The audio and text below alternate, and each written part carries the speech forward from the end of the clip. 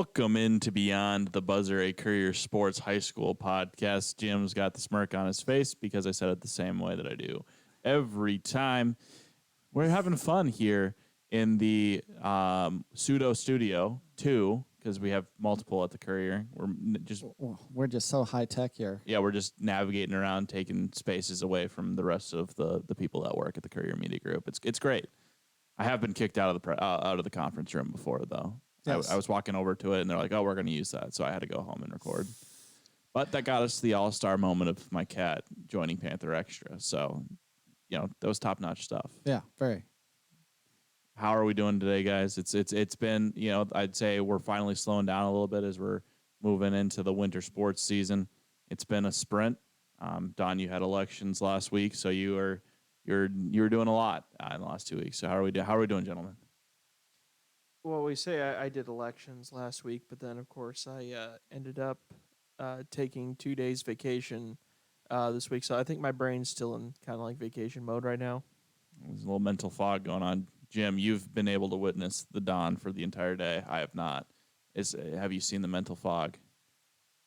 Don has been working diligently, it looks like. So, when that happens, that means that's a good thing, right? Yeah, it doesn't seem like the mental fog is showing up, Donald.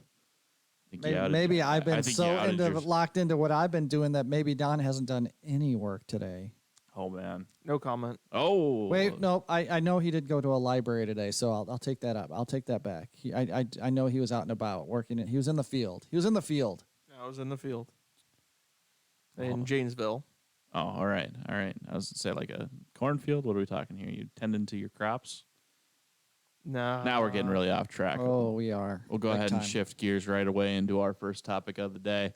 We're going to be talking about some of the state championships that we'll be covering. We only have, Courier only has one team in a championship. That's Grundy Center. Jim, with his Mason City obligations, has two, counting West Hancock as well. They are not playing each other this year, however. Yes. West Hancock is in the Class A final, taking on Woodbury Central. Grundy Center in the Class 1A title, taking on MFL Marmac. Jim, how about you just go ahead and give us a brief overview of what anyone who might show up to the Dome a little bit early tomorrow might see from West Hancock and what that championship's going to look like. I got to see Woodbury Central play a little bit last week as part of being there as part of the semifinals, but two different teams. Woodbury Central is going to throw it a lot more than West Hancock is. That West Hancock's going to bring that. I don't think you really call it. Maybe a wing T, maybe kind of type offense. It's not really a triple option, but they do a lot of, they're run oriented. They're going to try to run the ball 50 times and keep the ball away from you and play some stingy defense. Where, the West Hancock boys know Woodbury Central is going to be throwing the ball all over the field, and that's something they haven't seen a whole lot of this fall. So it's two different things, So, West Hancock knows what they're doing. This is their fourth or fifth title appearances in the last 6 years. Fourth, so they're going for their second title in 3 years. They were obviously in the title game last year, and in the year before when they were the champs. So, they know how to win. So when they get to the Dome, they've been pretty good. So that should be a pretty good game. Two different teams. I think somebody mentioned it last week, and this is my last little pitch here, but West Hancock is so old school. Their jerseys are the tearaway type jerseys, Mm-hmm. So they're those jerseys can be torn away. I mean, that's old school. You got the names on the back, and it's really you haven't seen those you don't see those jerseys very often anymore. I did see a tweet about it. No flash is what it was. They were saying, it's just ground and pound, no flash to the West Hancock, but it works, gets them in the title game. Mm-hmm. So that was they're the Eagles, right? They are the Eagles. West Hancock's the Eagles, yes. Okay, all right. I couldn't remember. I've covered 2 West Hancock games in my entire life. I helped out with a girls' basketball game in my first month on the job, all the way up in Britt, and then I covered the state championship last year. So my focus was on Grundy Center. Yeah. But hearing you talk about it, Grundy Center is kind of like they're going to be more of that modern offense where they're going to throw the ball around, and I certainly felt like West Hancock struggled with that a little bit. Tiernan Vokes, I think, had 2 touchdown catches in that championship game. Kind of just got loose behind the West Hancock secondary. Do you think, just from what you've read in editing and looking at what Nate Thomas, the Globe Gazette sports reporter, has been doing, do you get a sense that they're nervous about the style of offense they're facing tomorrow? I don't think they do. I don't think at this point you can't too much. I think Grundy Center you present a different challenge than what Woodbury Central has. Trenton Vilks is 6'4". Tate Jaworski 6'5". Two receivers that can get out and get open. And there's just not a lot of defensive backs that are at the Class A level that can defend 6'4", 6'5". You know, you might get a 6'1" guy in there that could, play, but that's really hard to defend. You know, and then you have the threat of Grundy Center running the ball, which they can do well with either Colin Gordon or Justin Kanak. So and Brody's and Kula. I mentioned both their running backs. So they're so balanced. And last year they had Clay Sock. So, which we have an excellent story coming out tomorrow from Don. We'll talk about that a little bit. We're going to talk about that. All right. Well, let me get back. So Grundy Center was a different challenge. This Woodbury Central, I'm not saying they can't run. I think it's a different team. I don't think they don't have the 6'5" receivers. So, but they are going to throw the ball. They're going to try to spread you from sideline to sideline, and that's the big challenge for West Hancock tomorrow. Yeah, and I was talking about that in Springfield, talking about Grundy Center making the championship with somebody on that trip, and mentioned you don't get 6'4", 6'5" a lot in a lot of 1A play towns. You're probably going to get that more often with the private schools. People accuse them of recruiting, but you're picking from a larger player pool at that point, so you have a better chance to get those taller guys. But for a town the size of Grundy Center to be able to pull in multiple people that size, because you didn't even mention Trent Cakerice, who's a massive humanity himself. He's on the line. He's not catching any passes, but he's making holes. He's wreaking havoc on the defensive line as well. So I mean, they got some serious size for a smaller area. I know. I'm pretty sure my high school is 2 times the size of Grundy Center, and we didn't have multiple guys that size on my my high school football team. So we'll go ahead and fully shift gears into the Grundy Center talk here. They're in the championship game for the 5th straight year. 5th straight year. Now that's 7. I think one of they're only like the 4th public school to do it. 2 private schools to do it. Now it's 5 public schools because Van Meter's also going to play in their 5th state title game on Friday in a row. So that's something that's hard to do. You can have sustained success, but getting to the finals, a lot of things got to go right. Yeah, it's Iowa City, Regina, West Des Moines, Dowling, Solon, Harlan, and Emmitsburg are the other, and Van Meter, as you mentioned, are the others that have played in 5 or more in a row, and varying dates and times, and that those teams managed it. They're also one of the 4 repeat or defending champions to make a state title game this year. Though they're not defending their Class A title, they're back in a championship. Similar story with Van Meter, who's taking on Central Lyon, who won 2A last year. Van Meter won 1A last year. They're up in 2A, taking on the defending 2A champion, and then Southeast Polk, 5A champion, back in the title game there. MFL Marmac, the opponent on the opposite side, never made a title game, never made it past the quarterfinals until this year. And I couldn't tell. It doesn't look like Monona, Farmersburg, Launa. It doesn't look like Luana, Marquette, or Marquette County. Any of those schools sponsored football until they consolidated. Maybe you can correct me if I'm wrong. I think you might be right. They weren't in the record book. You're stretching our coverage area right there. Yeah, so I think I'm comfortable in saying that this is the first state title period for any of those communities. So it's certainly going to be a big deal, and it's not a super far drive to get to the Unidome. So it's probably going to be it's going to be a packed house for Grundy Center. It's going to be a packed house for the Bulldogs as well.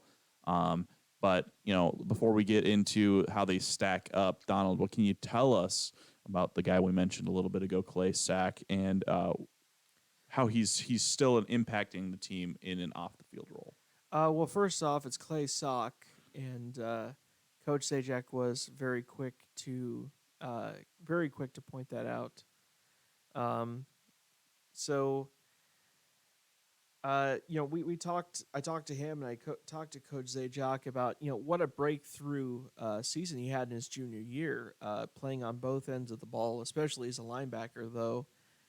And but it was towards the latter half of that season that he started to notice an issue with his knee when they played against North Tama. And when I was speaking with him, he kind of told me how it just steadily got worse, and then apparently it was swollen to about the size of a softball by his spring year when he was doing track and field and soccer. Mm-hmm. and had to get what he thought was going to be minor surgery that would take him out of the rest of the spring season, but it got complicated. He had to get another one in the summer, and that took him out for football. But this is a guy who is going to contribute to his team in any way that he can, even if the body isn't able. He is with them in the weight room, helping them with their exercises, giving them advice. He's given them a kick in the butt. He's sort of become the mentor to these younger linebackers as they've gone on to have another perfect season or a 25-game winning streak here. And Zajac stressed he is very much a part of that. He is still a captain and he is still a leader in any capacity that he can be, no matter his physical condition. And this is someone who, at the same time, is also balancing, I think, a near perfect academic score. He's getting into college purely on that merit alone. Mm-hmm. So just a tremendous young man from everything I'm hearing about him, and it's really sad that he's not able to take part in his senior year. Of course, just what a big deal that is for any student, but it's really incredible to see someone who is making the most of a bad situation in the way that he has.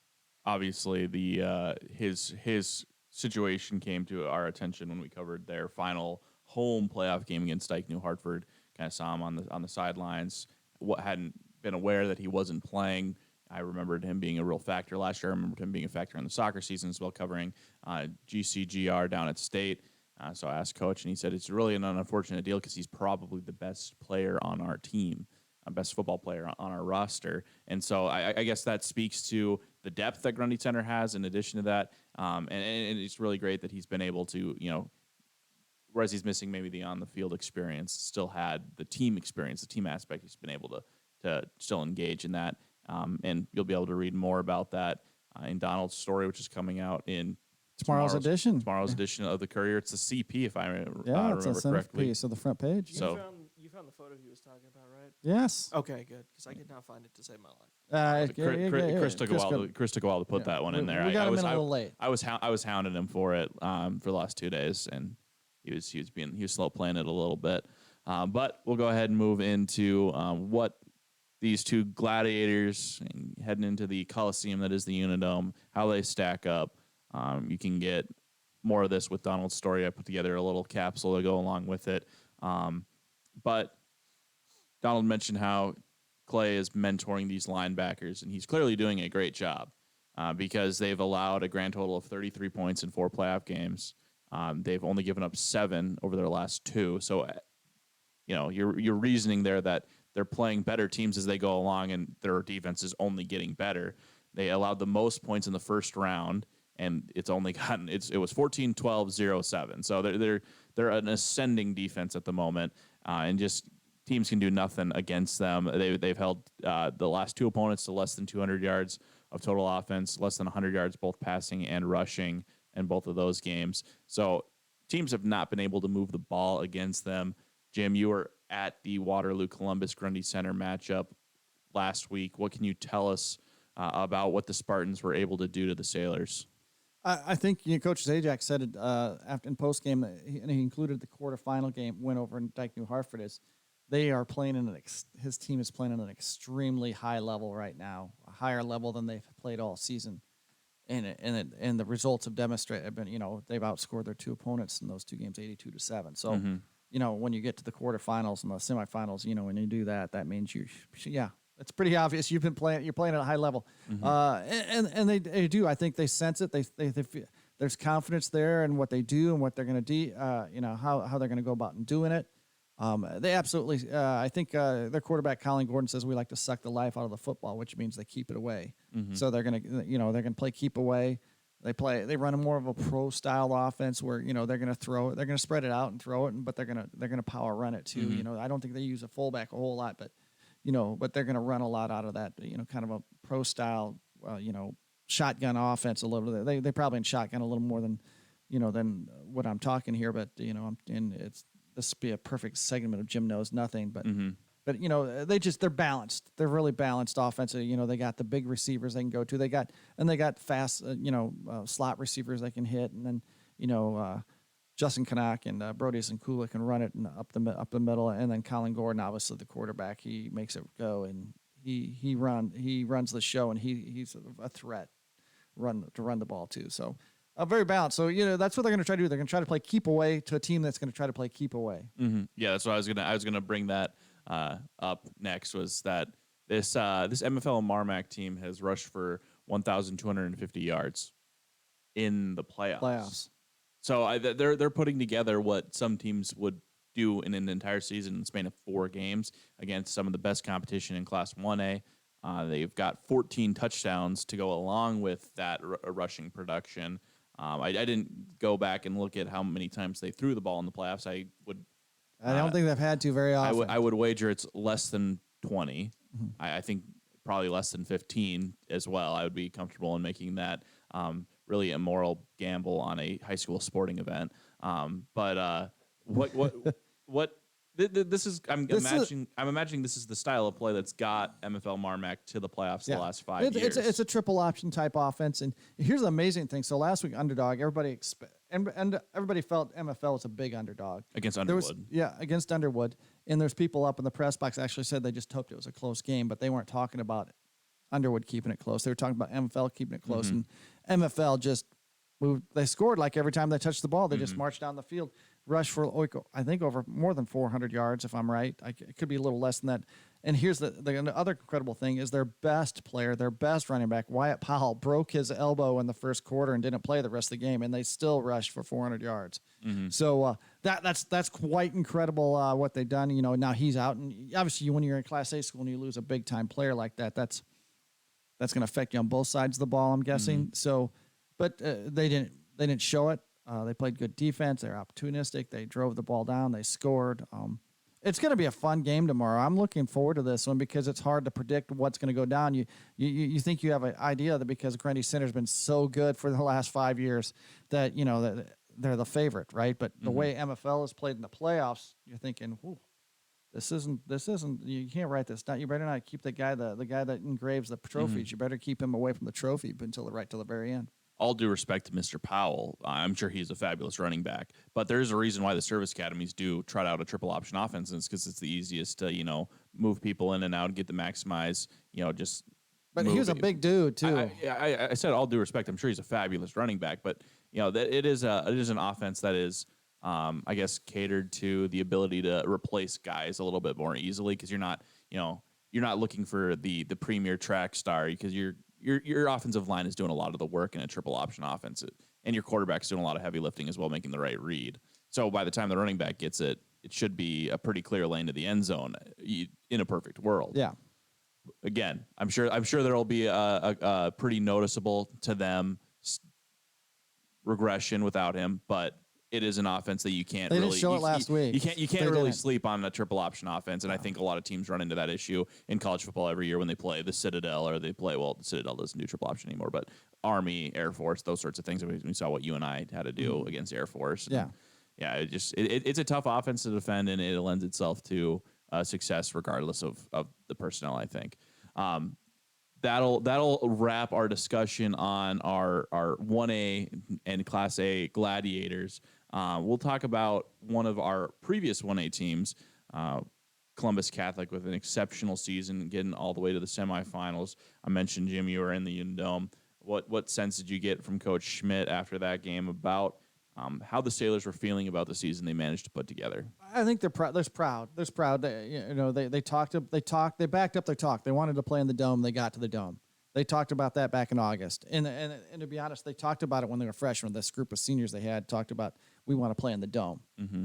And, you got to think about it from where that program's come from when Brad Schmidt took over 10 years ago, roughly, to where it is now. They were building. They were so bottom of the food chain when he took over. He just went above 500. He's like 48-47 after that loss in the semifinals. Mm-hmm. So you think about what he's done the last 3 or 4 years, and they've been in the playoffs and what they've done, and they made the semifinals, and they've kind of set the they set the standard now and for the future. And I know they're really excited about a freshman class they got coming up through the ranks here. So, and they got some good sophomores, but that's getting ahead of ourselves here. They're proud of it. They understood. They came in. They believed they could win that game. I thought they could win that game because I saw them play Grundy Center earlier in the season, and it was a game that Columbus probably very well should have won. Mm-hmm. You could argue that, and you could see that the way Grundy Center played. And I'm not saying Columbus didn't play as well as they could have, but you could tell the team that I saw that Columbus played, the first Grundy team, until the Grundy team that played the second time, it was a totally different Grundy team. I mean, they were. And we just talked. They were just playing on a different level. I mean, I don't know if Columbus could have played perfectly, and it still might have been the same outcome because that's how well Grundy Center played.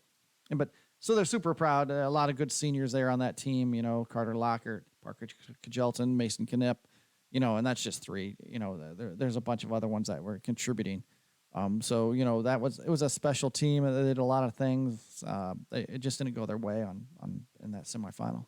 Donald, I can't recall. I know you covered them last year, so you have an idea of what the Sailors were working with. Did you get out to a Columbus Catholic football game this year? I did. They unfortunately didn't win that one. That was the West Branch game that they played, and of course that ended with a pick six, but or that was kind of the ceiling play. But they are a good team. They do keep it competitive. I wish I could give an example of a winning game and what I saw, but they did play well right up until the end there. And that was a game that probably showed a little bit of the progress in the program. And they made a lot of progress. Yeah, because they had played West Branch twice the year prior. Certainly a game that I'm sure they wish would have gone differently, but they did make it farther than West Branch this year. Yeah. I think that was a stunner. I think they didn't. I would tell you, they say that might have been their worst game other than the semifinal game. Yeah. Given how surprised you were by the result, going into that quarterfinal game or semifinal game, at what point did it kind of feel like Grundy Center took control of that game? I really think it was about the second quarter or so. I think by halftime, and boy, you're stretching my memory. Shoot, it could have only been 14-0 at halftime, but it just felt like Grundy did everything right. I know it was 21-0 at half, I believe. I just felt like. Was that a 21-0 where it really felt like it, or did it feel closer? Maybe it was 14. You know what? Gosh, my brain scrambled. I've seen a lot of football since that. I saw 3 more games. I think I saw 3 more games on Friday and 2 more on Saturday, plus all the college football and NFL football I've watched. Now all the games are mixed together. Whatever. I just felt like Grundy was Columbus just couldn't find any traction. They couldn't get going. Everything they were trying to do just wasn't. Everything they've been successful at wasn't running well for them. I guess that ruins the point I was going to try and make. Because I was going to say I felt like every game I went to, it never felt like they were struggling to find their way. And I didn't get the sense from Don's writing on the West Branch game that there was it was probably their worst game until the semifinal game, but it still felt like they were in that game until the very end.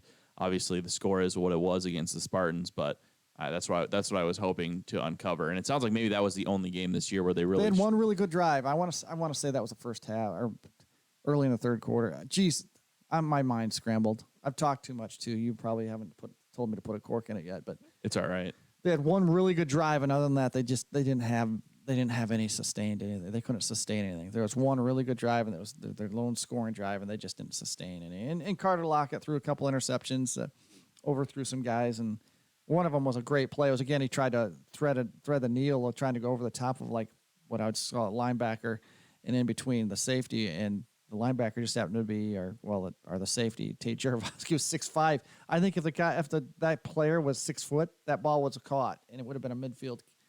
Instead, it was an interception for Grundy Center because Jarovsky went way up and picked it off. Well, it's tough to really use a semifinal loss to Grundy Center, who's just been rolling everyone that they've been playing, to use that as a true measuring stick. And I think that the final chapter of that season is probably not what really were define them. What the Sailors really were in that game. And And I certainly was very impressed every time I made it out to TJ McLaughlin this year after having never been prior. And I said told that, you I was going to rectify that. I said that on the podcast like 2 weeks before the season, and you made it a mission that I would never be able to say that ever again. So we'll wrap up there with our football discussion. Get into our last little bit here. Jim releases the Queens of the Net, the Courier all-area volleyball team. That includes Peyton Peterson, Jaden Peterson, Marin Bixby, Marissa Cahoy, Isabel Elliott, Carly Willis, Ellery Luring, and Aniston Wedgbury from Cedar Falls. I have the rest, the next best 8. But Jim, before I can pull that up, how about you tell us a little bit about how you settled on this list? Well, it was, I'd been thinking about a lot. So I had some obvious choices, and it's not very hard because the volleyball's so good. Well, it could be considered hard, but we have some elite volleyball here. So there's some obvious choices, but you never know. You want to touch all your bases. So I'm down at state volleyball. I've been thinking about this. I've had my own hand copied list and a list that I had on my notes that I accidentally sent to you a while back, and I didn't realize I'd sent it to you.